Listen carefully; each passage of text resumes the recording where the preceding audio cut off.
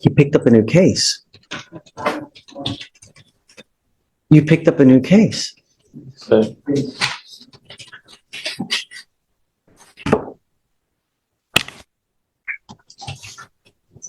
Tell me there was a no driving affidavit in place. He's charged with failure to stop and give information, and now he's picked up a racing case. Tell me that we had ordered him not to drive. Yes, Judge, on the previous case, there wasn't a driving affidavit. You promised me that you weren't going to drive. Mr. Gonzalez, now you've picked up a racing on a highway. You were... Pause right here. This is where things quietly turn serious when the judge mentions up to 6 months in jail. That's not courtroom theater. That's a real statutory consequence. Racing charges combined with prior promises to the court instantly escalate risk. Judges take broken assurances personally because it undermines the court's authority. Question for you. If a judge warned you once and you ignored it, should mercy still be on the table? Facing up to 6 months in jail and or a $2,000 fine. When you're going to do probable cause, you have the right to remain silent. Anything you say can or will be used against you. You have the right to have an attorney present. If you cannot afford one, one will be appointed to you, sir. Yes, Judge. Officers observed two vehicles accelerating at a high rate of speed from 70 miles per hour to 85 miles per hour in an attempt to outgain each other. The officer initiated a traffic stop on the defendant's vehicle. When the officer told the defendant that he was being stopped for racing, the defendant responded, "Yes, sir." And the defendant told the officer that he did not have a valid license or registration.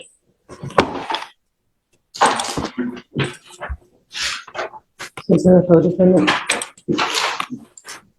There is not any co-defendants charged.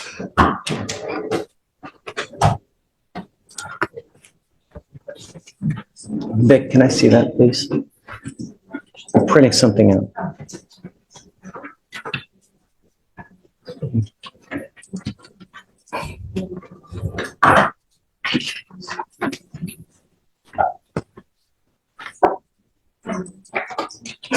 What is that? What did you promise me you were not going to do? Guess what happens now, Mr. Gonzalez? Guess what happens now? Did you say nothing? I'm not sure. Not only am I putting you in jail now, but I'm going to make your bonds high. And now you are looking at a contempt charge of 180 days in jail. And we are going to have a hearing as to whether I'm going to hold you in contempt. So now I'm going to file a third case on you. And you are now looking, if they prove to me that you're driving in this case, you're looking at 180 days in jail, flat, day for day. Do you understand? So, Goes with you.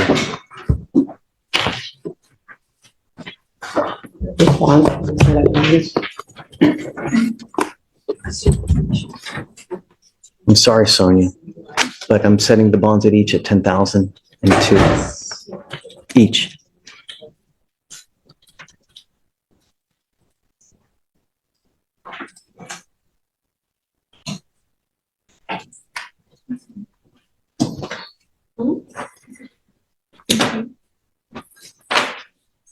Two, 5, 3, 9, 9, 8, 0. He will auto-populate on tomorrow's docket, and then we'll just go through the rigmarole. Or, I don't know. He's going to be able to pay that. He's a high school senior. It's a damn shame.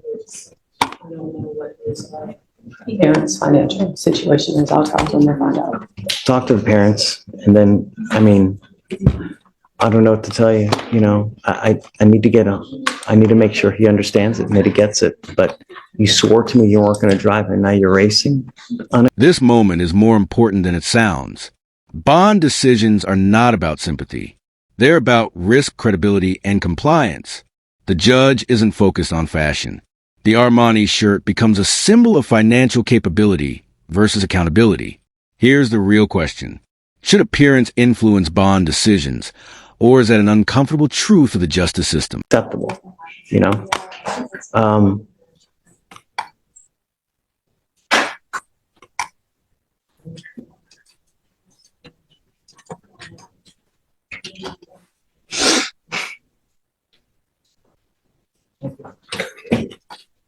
I'm going to make it higher.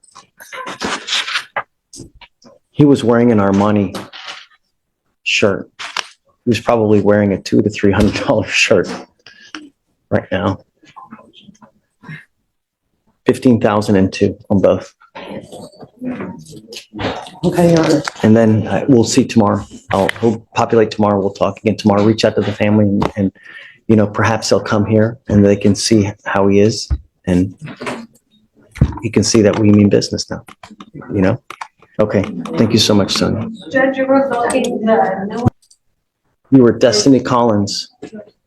We issued a warrant for your arrest because you failed to appear for court, ma'am. The paperwork, I told him the same paperwork he said I was supposed to appear today. If that's the case, my bail's bond company should have told me the same thing. But my court date was for today. You were ordered to appear 11/22 of 24. Got out of jail that day. I was released from jail on Wednesday of this week, last week that just passed. So it was no way possible. I could have made it to court that same day. I got released from jail again. And I didn't get released from jail till Wednesday at like 1 o'clock in the afternoon. And then also I have the picture. I didn't bring the physical copy because I forgot it, but the paperwork that they gave me when I was leaving, that said my conditions. I have a picture in my phone with my name on it. It says today at 8:30 in the morning. So I showed up today.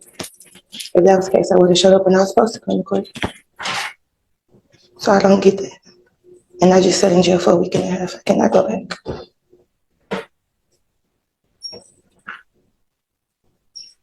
You issued the warrant on the 22nd, right? This is Miss Collins. She's not on docket today. what's the case number? 252-6615. Can I show you the same picture?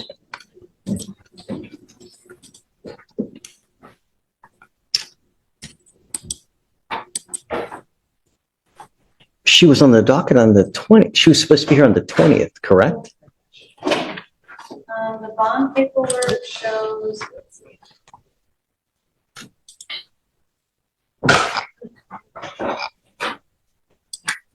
I'm confused. I'm confused. It's not opening on the Can I grab my phone and show you my Don't picture? talk to the prosecutor, please. You're not allowed to. I'm trying to figure out what's going on. Because if there's a problem and it's not your fault, I will reinstate your bond. Judge, so on 11/20, she failed to appear. Defendant not present in holdover is what Jamae wrote on the reset. So she wasn't brought up on the 20th. So she rolled it to the 21st, and then the surety bond was posted. The surety bond says 11/20. So And this is what justice correcting itself looks like. Paperwork errors can literally put someone in jail. And this judge does something rare. Slows down and double checks when the bond is reinstated. It's a reminder that court systems are human and mistakes cut both ways. Be honest. How many people don't speak up like she did and pay the price for it? it seems to contradict itself. The 20th, she So whoever wrote the bond did a mistake because they put whoever hand wrote 11/20 back in time as opposed to, so what, you said you have paperwork that says that you're supposed to be here today? I left the physical paperwork at home, but I had my brother send me a picture because I forgot it. I can show you. Yeah, sure.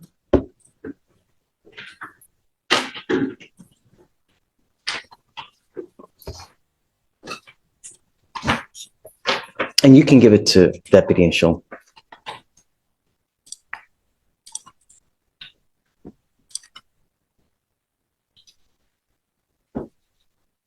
You see that it shows today's date? Yes, Judge. November 26th at 8:30 Okay, a.m. all right.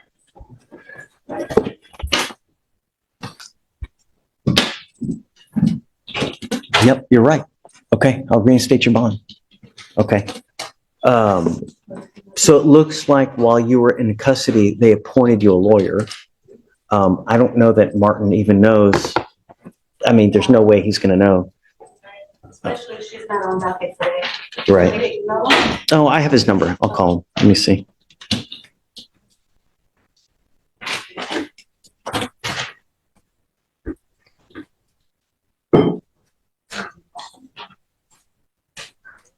Martin.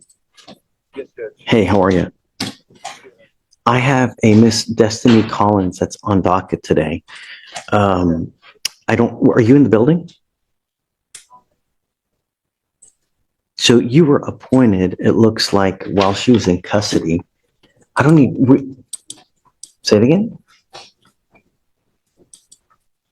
She was in custody in Fort Bend. Huh. Okay. Do you want to stay on the case or do you want me to appoint someone else?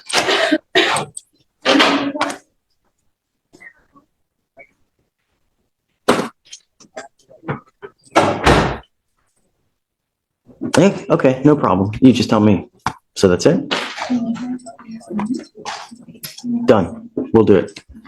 Okay. Okay. Bye. Can you pull up her NCIC, please?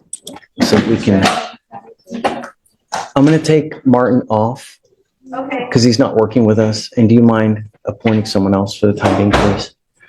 Ms. Collins, you're charged with assault, bodily injury. You're facing a year in jail and/or a $4,000 fine. We are going to do probable cause. You have the right to remain silent. Anything you say can or will be used against you. You have the right to have an attorney present. If you cannot afford one will be appointed to you, ma'am. On August 8th, 2024, a deputy was dispatched to a bar and grill in Harris County, Texas regarding an assault. The complainant worked at the bar as a bartender. Defendant came behind the bar and began striking the complainant multiple times with a closed fist to the face and upper extremities, causing pain. Complainant began to fight back to defend herself. During the fight, a crowd of people surrounded her, and some individuals who she did not know began to stomp and kick on her while she was fighting on the ground. Complainant Stop and kick the complaining witness. That's not true. Stop, please. Yes, the complainant stated during the fight a crowd of people surrounded her and began to stomp and kick her while she was fighting on the ground. She stated that the fight lasted approximately 2 minutes. The complainant and the defendant did not know each other and stated that she did not know the defendant well enough to fight her. The complainant stated the fight ended because someone yelled out, "I'm calling the police." Okay. Tell me, does she have anything else that's open at the time now? She's currently on probation out of Galveston County for theft. Yes. And I think you had mentioned something about Fort Bend, so we're looking for. Lord, we're hitting the Tri-County area now? We're not showing anything out of Fort Bend, Judge, but she is on probation out of Galveston right now. She may have been in custody in Fort Bend. I don't know. So run full NCIC, please. Ms. Collins, I'm going to find that there's probable cause to go forward with the case. I'm now ordering you as a condition of your bond not to consume alcohol, illegal drugs, or unprescribed controlled medication. I'm going to randomly test you. I'm going to do everything in my power to protect my public in every single way, shape, form, manner. And if you become a danger to my public, I am first off going to put you in jail. Next off, I'm going to make your bond so high you're going to flip. Do you understand? Do not go back to this bar or any other bar. I'm prohibiting you from going to any establishment where 51% or more are beer, liquor, any kind of clubs. You're not to go anywhere of this nature. Do you understand? Does she have a felony theft or does she have a misdemeanor theft? And then what else is open? What kind of criminal history are we talking? Felony theft, Judge. And I believe that's her only history. And Alex is looking into the Fort Bend case as well.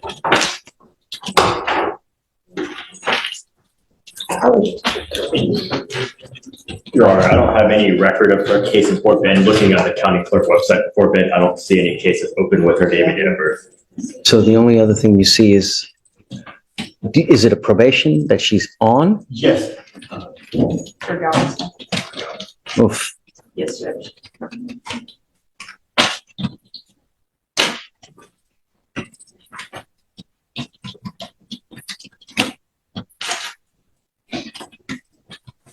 Yes, Judge, 2 years deferred on Galveston.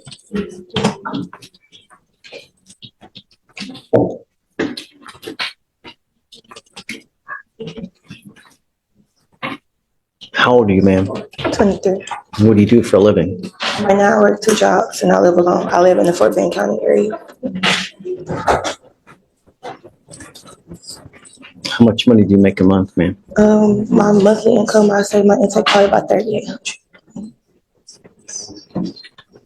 I need you to fill out an application because I don't know if you're going to qualify for an appointed lawyer, ma'am. And I'll take a look at the application. The only thing I'm going to tell you is that when you're on felony probation, you're supposed to be extra special good.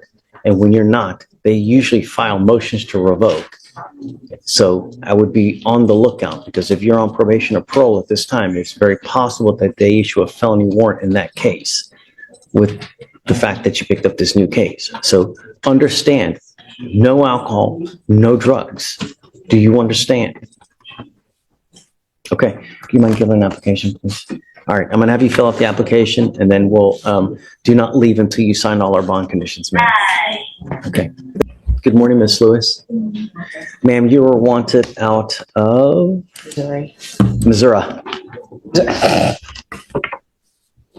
for receiving stolen property. Tell me, Ms. Oko, what did you guys want to do? Well, she would like a bond out on this case. I believe this was in 2022 this was picked up. And according to... So you said that the case originates from 2022? Yes, Judge. However, she did, it arose out of a traffic ticket. They got pulled over, car was searched and things like that. And so she kept in touch with the courts to see what she could do. And they kept telling her that she had to pay some money. She paid some money and that was it. She didn't know that there was a warrant out for her, right? She didn't know there was court. She didn't know any of that after that math. And plus she's based in Houston. So I would assume correspondence should have been sent her way. She didn't know until she got picked up as of yesterday. She does live here. She's got her parents here. She's got support. So they're willing to help bail her out and make her go to Missouri so that way she can in person handle it. I'd be opposed, although the probable cause for the stop was a traffic citation or infraction, is that the receiving stolen property is coupled with an unlawful possession of a firearm and it's a failure to appear. It's not a 2B. So she went in front of a judge, stated that she would return, and then she then did not return. And now it's 2 years later. The warrant was issued out on December 8th, 2022. So there's been a pending habeas for almost 2 years. You're a flight risk, you know? You've been gone for 2 years, and how do we get her now? I don't have the offense report. She wasn't charged with anything else here, so my best guess is Somehow she got just picked up. right. And so, I mean, I can source the OR, but I don't have it on my persons. It was like a stop. It was a random stop, Judge, a traffic stop, I think, broken No, time. I am always amenable, I shouldn't say always, but I'm very amenable to giving people bonds when, number one, they're not a danger to my public, and number two, I have faith that they're going to go back. Your case is now 2 years old. You've been in flight for 2 years. You've made no attempts to do anything. And the only reason we have you now is because you got arrested. Had you not gotten arrested here, you'd still be in the wind and they would still be looking for you. So I don't have faith that if we give you a bond that you're actually going to go. I know that you're going to tell me it's little gumdrops and rainbows and bunnies jumping in the woods, but at the end of the day, a flight risk is a flight risk. And who you really are is on paper, because everybody tells me and promises me sun, moon, stars, this, that, you know. I mean, I don't really have any way to force you to go back, and I just can't take your word for it. well, Your Honor, she does work, and of course, getting a bond would, the incentive of receiving that bond back is one of the things that I've gotten some of my clients to do, to get there. As soon as they go and take care of their case, they're calling me, asking me, how do I get my money back? It's more of an incentive for them. So at this time, like I said, she does have a base here. They're willing to help her out. They didn't know about this whole issue, and she thought she had taken care of it over the phone. Unfortunately, that's just not how it works, but she understands that now, and she's willing to go back to Missouri as early as next week to take care of this. But I don't have faith you're going to go, you know? Day? For what it's worth, if it wasn't a failure to appear, I actually would have agreed to a bond, but the fact that she went in front of a judge, and the incentive originally from Missouri was the bond, and so that should have been the original. And when you first came out, I was thinking to myself, you know, it's not the worst in the world. It's not, you know, it's not a capital case, so to speak, but you went in front of a judge, you promised him that you were going to go back. It's now 2 years later, and you haven't. I didn't go in front of a judge. I had called them and they said I didn't have to. They said all I had to do was pay it. That's why I just paid it. Post bond, right? Yeah, I paid everything that they told me I need to pay. I've never been in trouble ever a day in my life. I've been homeschooled my entire life, and this has just come up. So I just called them and I did everything that I had to do. I'll do anything I have to do to get out of this. I just want my life back. I have a business. I have a family. Like, I just want to get back to my family. That's it. Any other prior criminal history? No, Your Honor. I mean, if the court wants to roll it over a day, if Chisholm wants to call Missouri and talk to the prosecutors up there, or if she has a defense attorney up there. I mean, if it's an FTA, then presumably she would have had an attorney after the first setting before it was forfeited. So if you want to roll it over and talk to Missouri, I'm not against it, but I'm still opposed because it's an FTA. So if you want to do that? Oh, Wednesday. But what is she, what, So if call Missouri for what purpose? So generally, if the demanding jurisdiction doesn't impose a bond, then generally I don't. So I had that happen last week. No, what day is today? Yeah, no, it was last week with It us. was last Yeah. week. And so there was one I opposed, but the demanding jurisdiction, the prosecutors there said, I'm not opposed to them getting bond. Even though I opposed it, they didn't. So ultimately I folded and I said, okay, I'm fine with the bond. So if Chisholm's able to speak with the prosecutors up there and they're not against it, then I'll Did defer. you say you can't be here tomorrow? Is that what you said? Not that I can't. It'll be the timing, right? If we can, I'm gonna make some calls right now. See if I can make some calls now and see who I can call. For sure, yeah. Because I wouldn't want to. There's no, roll I mean, over we're here for tomorrow. at least another hour, so there's Yes. no, I'll make some calls now. see, if they're unopposed, then I'll set a bond. Because, and I will say, it's because the teletype that we received is, she is eligible for a 2,500 bond there, but they clearly stated that she's not eligible from their jurisdiction for a bond out of state. So they won't allow her to have a bond until she's returned. That's why I said, if the prosecutors are fine with it, they can send me an email, it's fine. I'll sit in the pews. Sounds good. I'll make some calls, Judge. What you can do. Is there a second case though, too, or no? No, so the way they did it was, the charge was for both out of the same incident, but for reasons passing understanding, whomever the arresting officer was, they only put one charge. So I had to run the NCSC off of her FBI number to get the second charge. I didn't know until I ran it. Okay.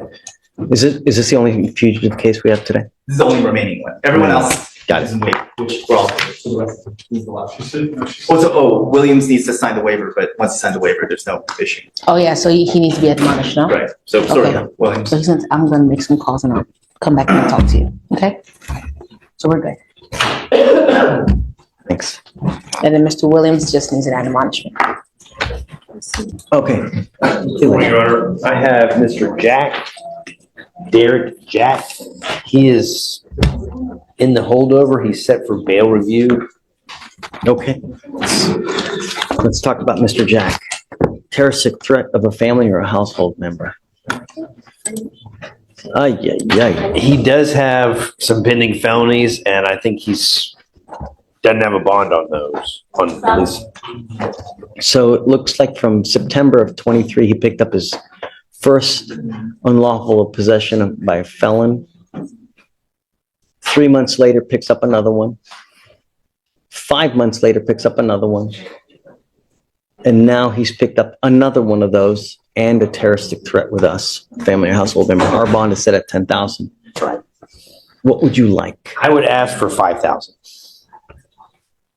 We're gonna oppose, Judge. Obviously, this individual should not be he should be out on bond. He just continuously picks up new cases while even being In given a fact, bond. I want and to then- talk to this gentleman to see if we can reach him. So just, if you bear with me, I would like to bring him out and talk to him, huh? Please. Madam Bailiff, do you mind bringing someone out, please? A Derek Jack, please. Thanks. Aaron, talk to me. Okay. Just approaching, it's on an off-docket promotion to sub, Trinidad is conflicted out. I got you. Happy to have you, man. How are you? Great to see you. Getting ready for this. Hey, Judge, you have a good holiday. Great to see you, Aaron.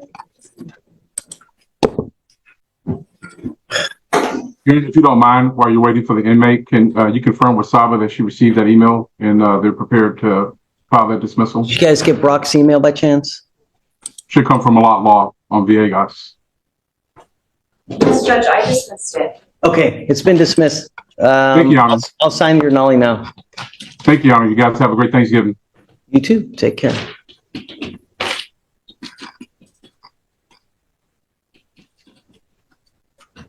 Stephen, what's the deal with Miss? Okay, got it.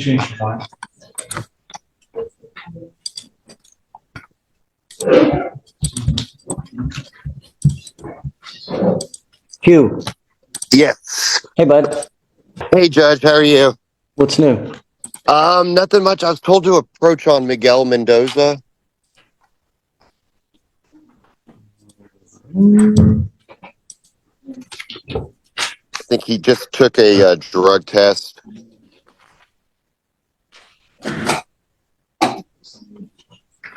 Is Mr. Mendoza here? He checked in. Yes. Miguel Mendoza. Into the park one. All right, come up, sir.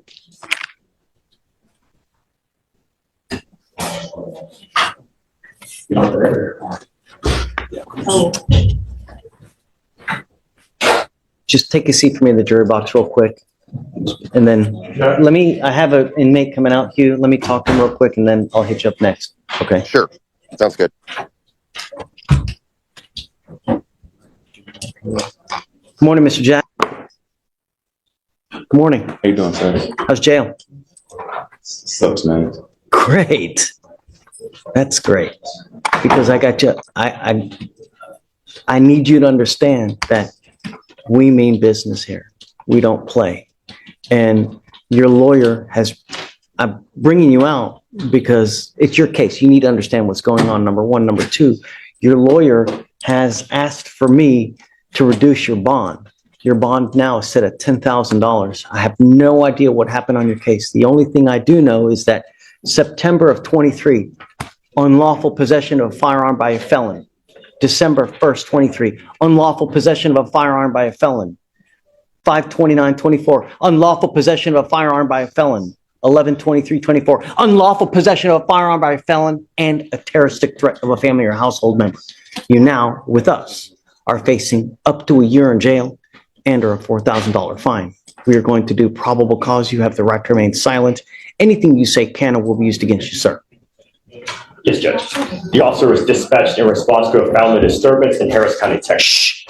The complainant told the officers that her and the defendant, her ex-boyfriend, were having issues regarding child custody, and the defendant was attempting to drop the child off with the complainant, and the complainant refused to take custody because of a previous mutual custody agreement.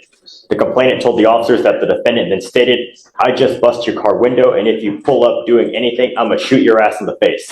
The complainant stated that she was in fear for her life, and the officers detained the defendant and found him to be in possession of a handgun. All right.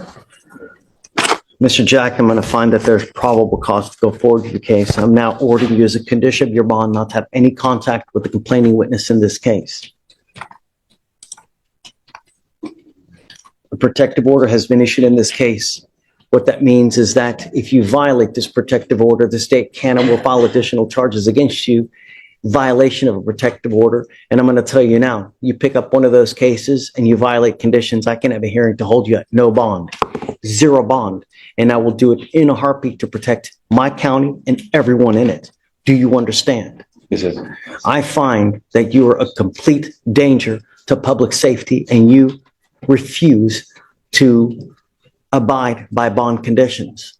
So I don't think that your bond is sufficient. I think that the 10,000 is too low because you are a danger to my public.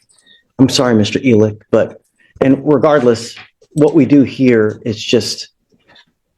it's, I guess, peanuts, so to speak, because you're being held at no bond on 2 of your felony cases as is. So, what I am going to have you do, though, is this. I'm going to have you sign with me today an affidavit promising me that you're not going to have any weapons. And if I find that you have a weapon, if somehow you are magically released, because I don't know what's going to happen, if I find that you have a weapon, I will have a contempt hearing. I can have a contempt hearing, and I can and may hold you up to contempt every single time you have a weapon. And if they prove it to me, I can send you to 180 days in jail every single time. Do you understand? Yes, sir. This is an affidavit. this affidavit, you're going to promise me that you're not going to have any weapons. I don't care what's going on in your life. I don't care if you're going into war. I don't care if there's a big battle in the street. No weapons. Do you understand?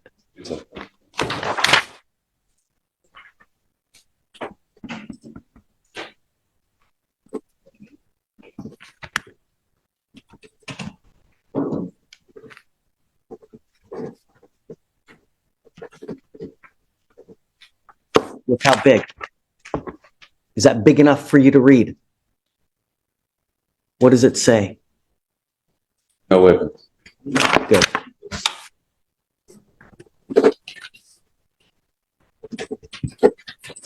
We will have you swear to us that you're not going to have any weapons, and at that time, we'll just have you put back.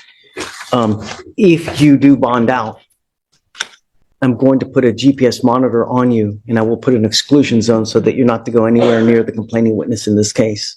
Do you understand? Yes, sir. You know, did we ever explore that order to surrender weapons to the sheriff's office? Did we ever do anything with that? I explored it and I talked to multiple people and no one's ever heard anything about it that I could find. We had that, remember? I know at one point we did.